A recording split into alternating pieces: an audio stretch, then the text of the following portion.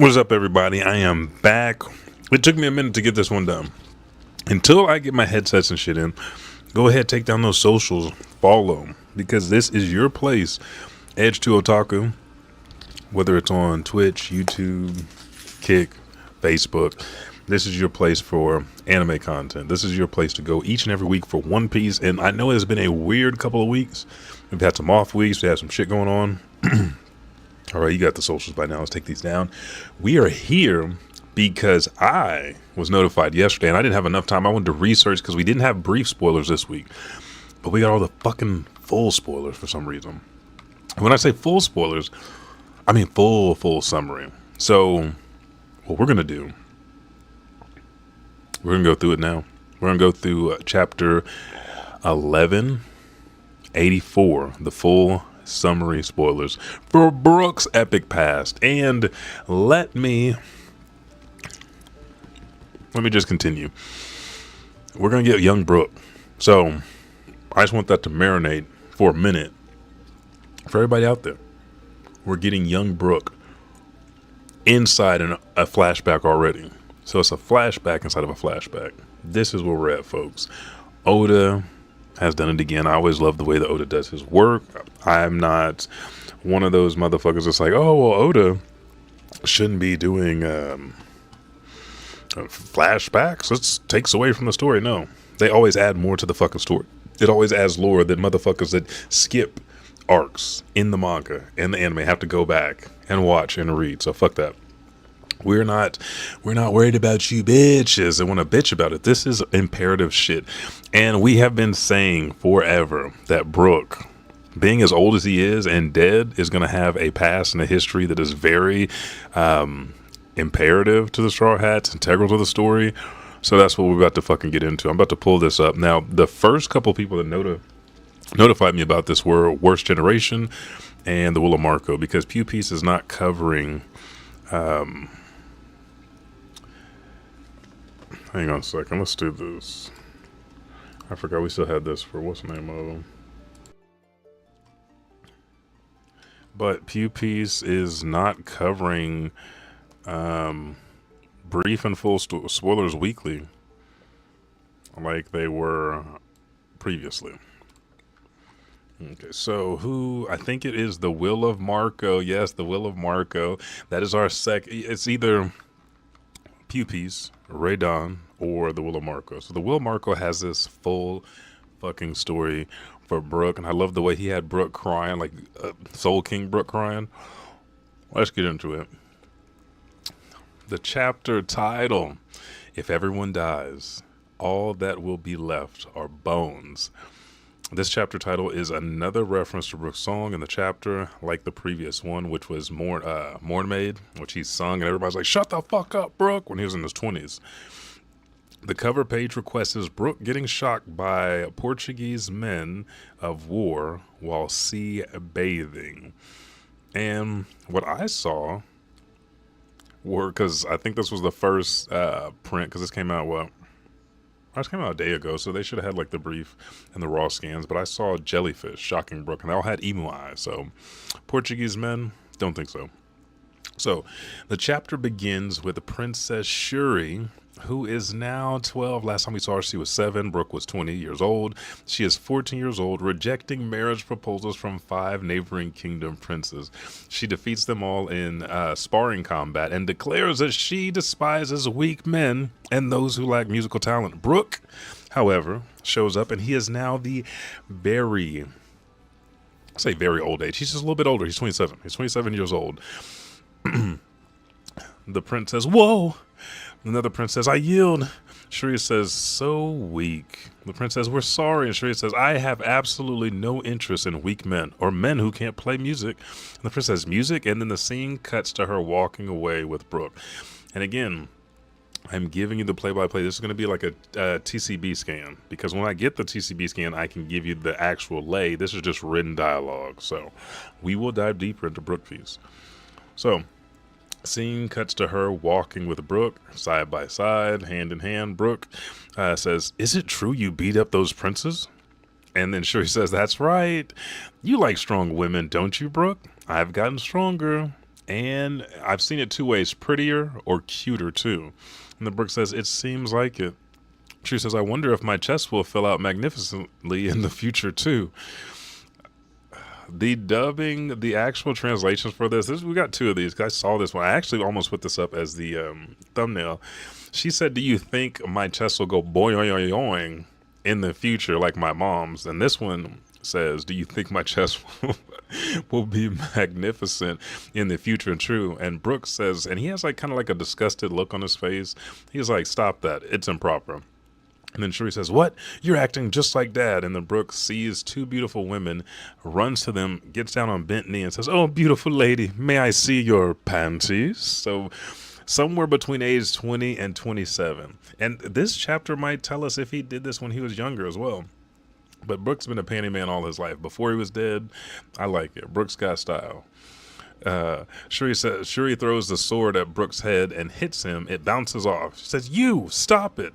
And the scene cuts to Brooke and Shuri singing. Brooke says, cows and frogs too, slaves and kings alike. Once everyone dies, all that will be left are bones. Strum, strum. Shuri says, and Shuri just mimics him and singing the same thing. Cows and frogs too, slaves and kings alike. In the end, we're nothing but bones. And they continue together. And that's the end of it. Yeah. And Brooke says, yo ho ho ho, in a singing tone. Shuri says, yeah, ha ha ha ha ha. I absolutely love Brooke's songs. And I remember when she was littler, she laughed. When she was younger, she laughed like Saul, like, gee, ha ha ha ha. Brooke continues, he goes, even the king said so. Shuri says, you really like Papa, don't you, Brooke? And Mama, too. And Brooke says, yes, because he's my greatest benefactor, or he's my great benefactor. If I hadn't met your father by now, I'd be nothing but bones. And then we get the second flashback. Brooke's childhood begins. The flashback scene shows a 11-year-old Brooke peeking into a music school from outside. Admiring the beauty of the music and the students attending the class, a man suddenly shoos him away. Brooke goes back to the garbage disposal site where he lives and starts singing with a makeshift violin he made from drunk. Dogs are barking at him. And now I've heard it two ways, Reuven and Levin. I'm not going to just assume this is... I mean, I have to. It's from Japan. But maybe they wanted to make his name Reuven, because I know the sound between R and L is similar. I want this motherfucker to be Reuven, but maybe his name is Levin. So, King Reuven, who is a prince at this time, takes notice to Brooke. Levin says, what awful lyrics. Do you make that yourself? That thing. And Brooke says, it's a violin. He says, a violin? Or Levin says, a violin. And Brooke says, I made it out of glass bottles and some wires. Sounds pretty good, right? Scratch, scratch. Great, great. And Levin says, I suppose so. Whatever floats your boat. Brooke, you were here before too, old man. Are you a fan of mine? And Levin says, maybe I am. And by the way, I'm not old enough to be called an old man. I'm only 21. This motherfucker looks rough as fuck. But I love it. I love the stone cut Cincinnati booty chin he got. Kind of looking like a descendant of the Davies. If we go by some of our Japanese native speakers at Dawn and Dust channel.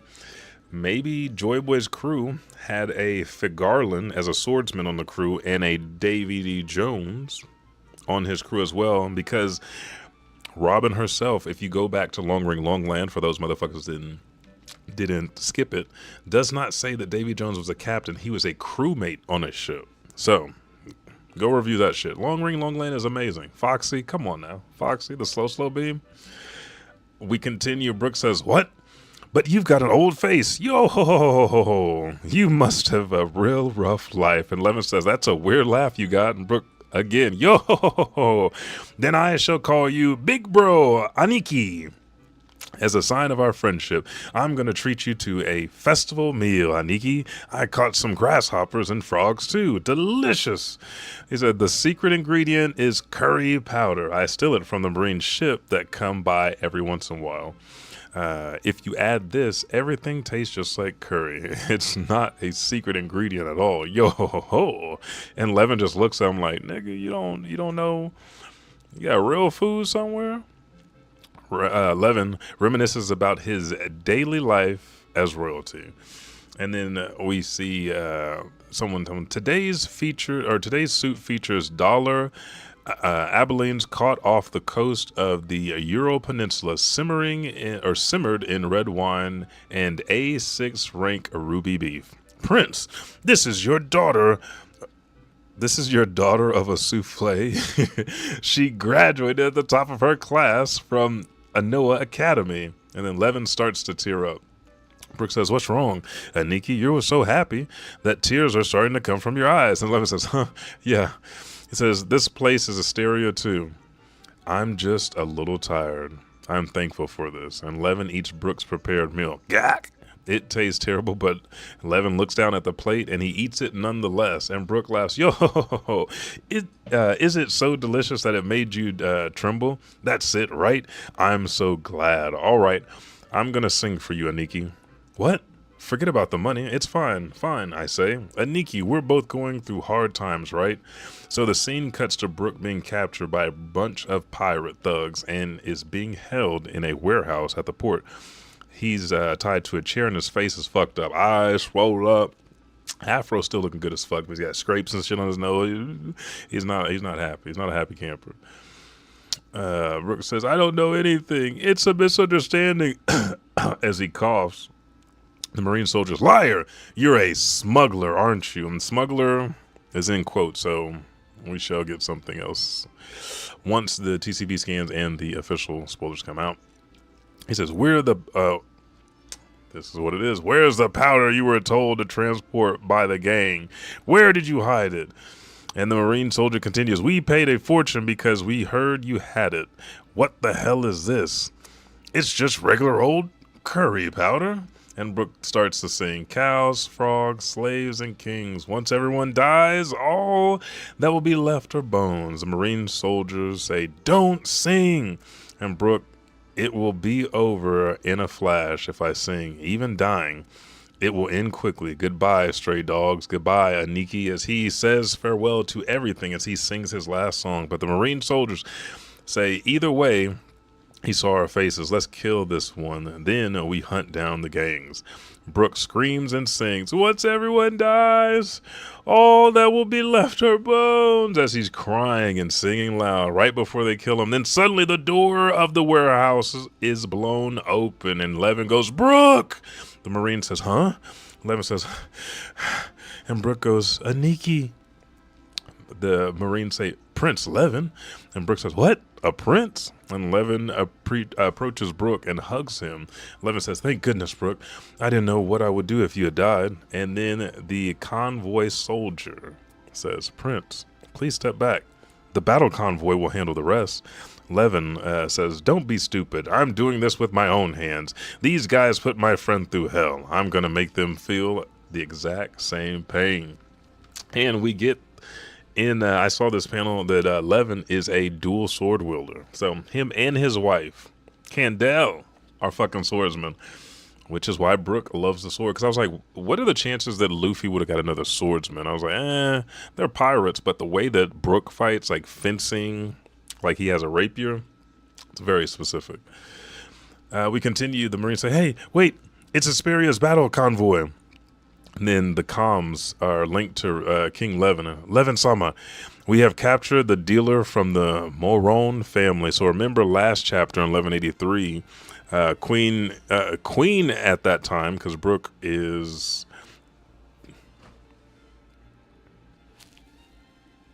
Is that right? Hang on, I got to go back up here and check this just real quick, because the age thing is throwing me off, because I think Brooke was 20 when Candel was queen. Or maybe we aged up.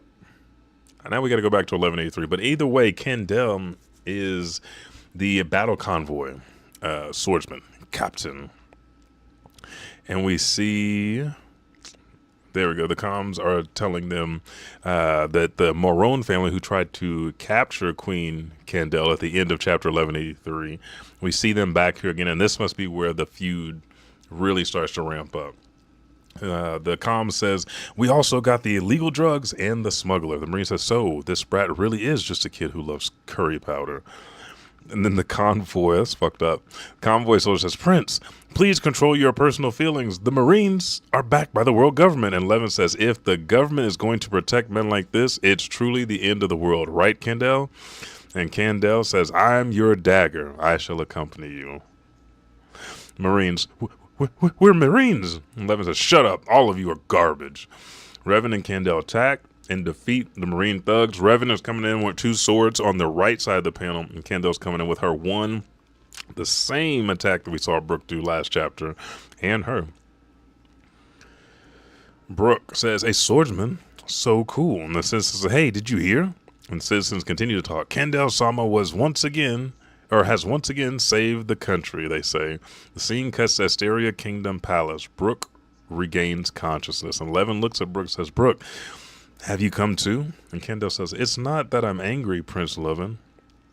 I just wish you would understand your own position. So he's another king, another prince that doesn't care about his title. He just cares about his friend and his people.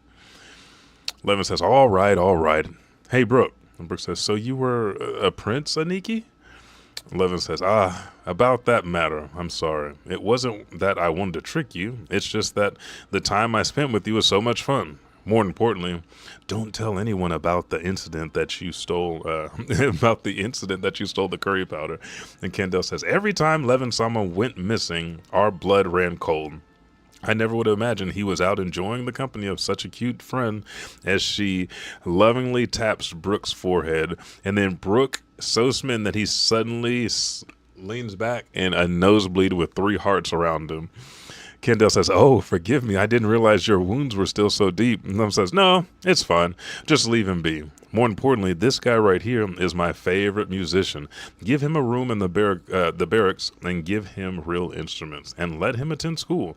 A star is about to be born right here in Asperia. I absolutely love this guy. The palace is going to be so much fun from now on. Brook is laying in the bed, and he hears all of this. Levin throwing his hands up behind him as he lays on his side, eyes tearing up. And we see the tears start streaming down his face. Brook starts crying, and the end of the chapter. There's an end note that says he will never forget this debt. There's a break next week for 1185. This was a weird fucking week to get the... not get brief spoilers, but get full spoilers for this chapter. I'm excited to see, because today's Friday. I need to check and see if the TCB scans are actually out. If so, then tomorrow after work, we'll have that video where I will give you the play-by-play of the land and the lay around, because I want to see the Marine soldiers, how many there are. I want to see the battle convoys, the comm, and then also the Moron family. And because they tried to do some heinous shit, but we really didn't see shit from them like we did last time, where they came to the opera house specifically for Queen Candel. That being said, it is 10:58. I'm about to take my motherfucking ass to bed. I'm tired, worked a long ass shift, got another one today, but I've been thinking about this the whole time. Tell me your predictions, your thoughts on what's going to happen in 1185, because we have a break, but what's to come. My thing is, this story with Brook, he had a crush on Queen Candel since he was 11 years old. It's still shown when Shuri was 7. Now we're seeing that she's interested in Brook. She's becoming a strong woman for Brook, because Brook likes strong women and he likes pretty women. So she's infatuated with him. Brook is talking to all other kind of women. They're still walking together and holding hands. But I wonder, because he tells the Straw Hats that they lost touch whenever she went to marry Joie.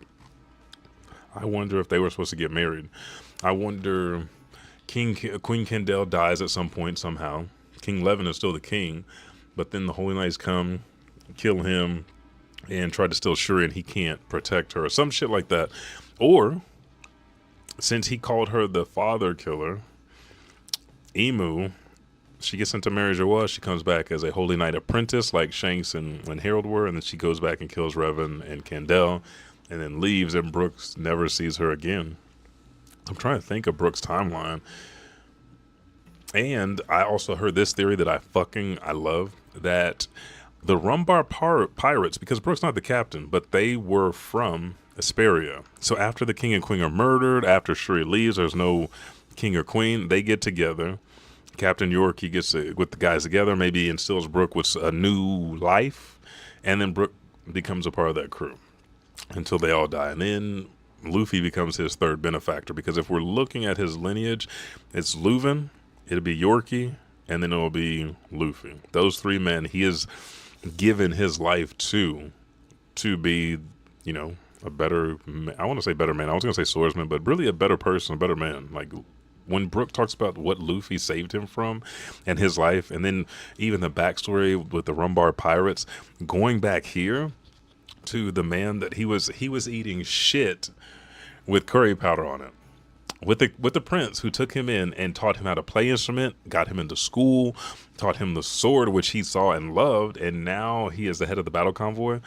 Brook, there's too many unknowns about Brook and the time that Brook came up, because Roger and them were greenhorns. They were starting out.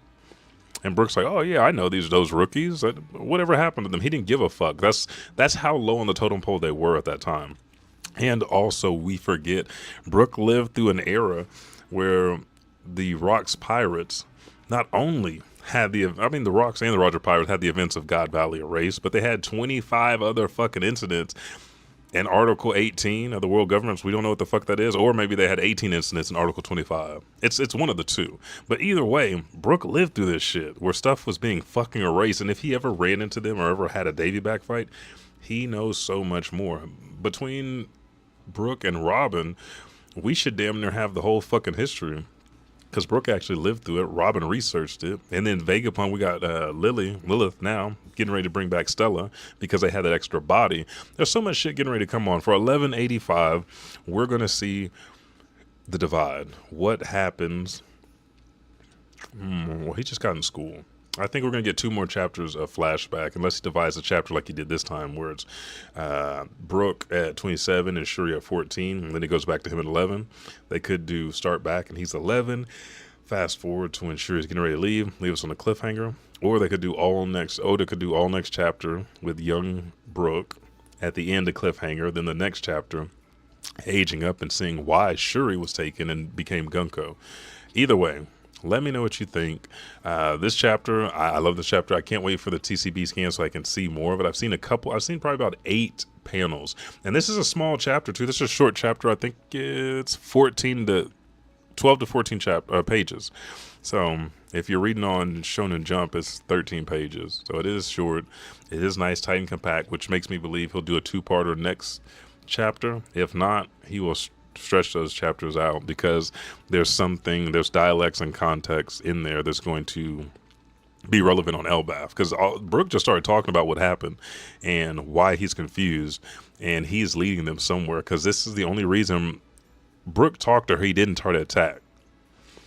Usopp attacked twice, and everybody's like, oh, Usopp got his attack turned around. Yeah, because he blew her fucking head off the first time. Yeah, her whole body was gone. So Imu knew that. Imu was like, nah, fuck this. I turned it back and let it hit them. Brook's got something solid here. Let me know what you think. I'm getting out of here. This is Edge to Otaku.